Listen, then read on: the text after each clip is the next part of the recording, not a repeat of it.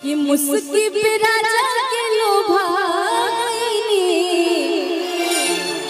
कि जैसन सोचले रही हम वैसन सखी रे बरपा गईली।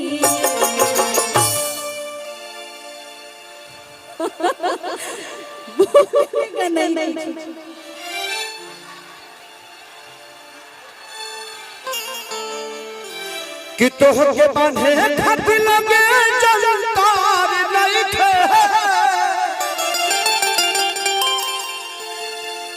कि हमारा में पहुंची में कवन अंदार नहीं थे।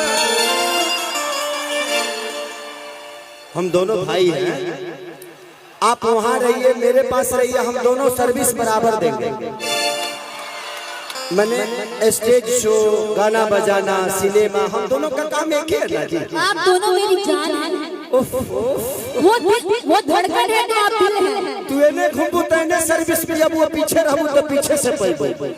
तहार जवाब नहीं खे डिम्पल, तू कम आदमी बाड़ू, पागल कर देबू।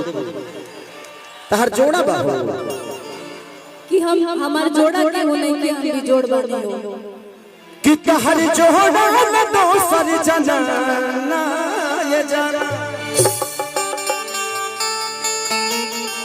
कि कवन दिवता की गोहल सवार हो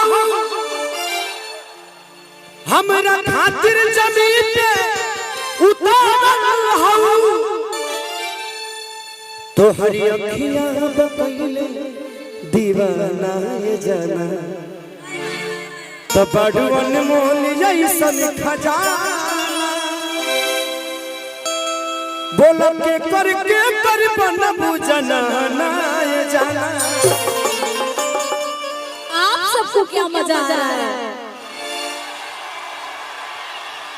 केकर केकर बनावे में मार पहले चिल्ला रहा है बड़ा लोग। तनी पिए दा भैलू मैं खाना बोल के करके कर बनबू जनाना ये जाना। तनी लेबे दे हमरा के मजा, लीजिए ना मजा, मैं तो हूँ यहीं पे, आप लीजिए, मैं देने के लिए रेडी हूँ। तू गलत, तू हमरा के बिकी डोनर बुझातर अपना के सनी लीवन ना मैं सनी लियोनी और डिम्पल सिंह करती हूँ बॉस। हमनी के कहीं शुरू हो जाए सब कर जगह पर किनारे घर दुआर जब बाबा तइने उने कहला के कौन काम भाई लोग का कही इतना मोबाइल चलता हमनी के एको को अंग वायरल हो जाए तो दिक्कत हो जाए।